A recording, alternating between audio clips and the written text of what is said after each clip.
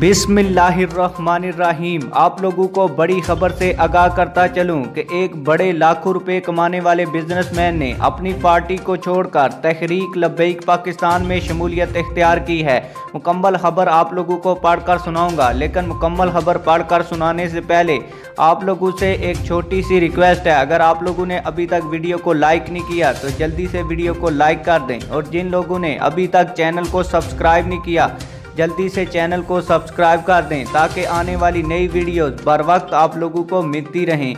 और comment section में अपनी राय का ज़रूर इजहार करें। आप लोगों को बताता चलूं कि असैयद स्टेट एंड मार्केटिंग का बड़ा ऐलान।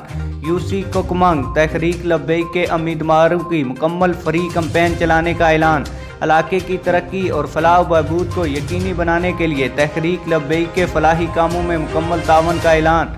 फंड का इंतज़ार किए बगैर फलाही मंसूबों की जल्द तकमील के लिए तहरीक लब्बैक पाकिस्तान के प्लेटफार्म से मुख्तलिफ फलाही तंजीमों को इलाके में इंटर करवाने में भरपूर तावन किया जाएगा।